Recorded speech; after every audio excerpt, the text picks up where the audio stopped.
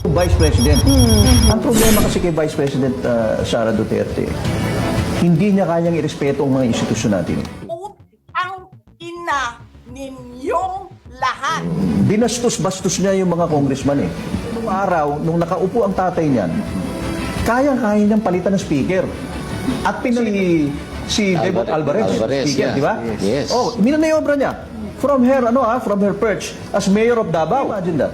Mayor of Davao, kaya mong palitan yung speaker of the house. That is the what? That is the fourth most powerful person in the country. Kita niya, nilagay niya si Gloria Arroyo.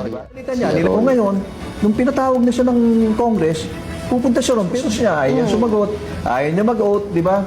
Basta siya ayaw niya, bloodbath daw. Pag sige, subukan niya dalhin sa sa Senate ito, bloodbath ito. In this bloodbath and bludgeoning, O kaya may problema siya because of her attitude.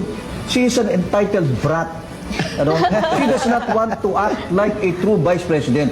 Bongbong Marcos, ginigit-git nyo yung mga tao ko. She does not have decorum. She does not have yung decorum ng isang vice president. Ikaw ang susunod na pinakamataas. Kung may mangyari kay BBM, ikaw ang magiging pangulo.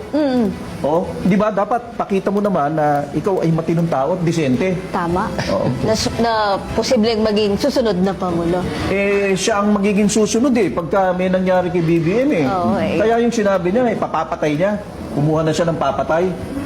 That's really very self-serving. May kinausap na ako na tao.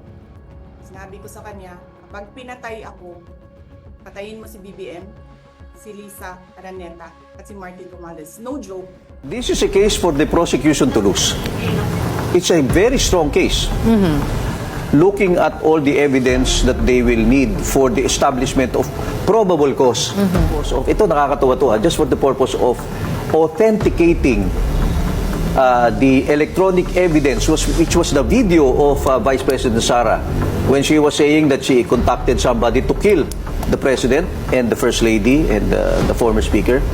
It took them 2 days. It took the lawyer 2 days. Ayon kay Attorney J.V. Bautista na mahahatulang guilty si Vice President Sara Duterte sa kanyang impeachment trial sa Senado. Iginate niyang may kapangyarihan ng Senado bilang impeachment court na magpatakbo ng sarili nitong proseso nang hindi pakikialaman ng Korte Suprema. Ayon kay Bautista, ang dating kinatawan ng Sanlakas Party List at convener ng Artikulo 11, pumapabor sa prosecution ang takbo ng paglilitis dahil sa mga usapin sa confidential funds at mga questionabling acknowledgement receipts. Habang naiiwan naman ang defense team ng Vice Presidente, idinagdag pa niya na pwedeng bumaba ang kinakailangang bilang ng boto para sa katulan depende sa attendance ng mga senador. Pinayuhan si Pangulong Bongbong Marcos na iwasan ng mga closed-door sessions kay Duterte at nagpahayag ng duda na makapag-organisa ang mga taga-suporta nito ng isang malawakang EDSA People Power na protesta.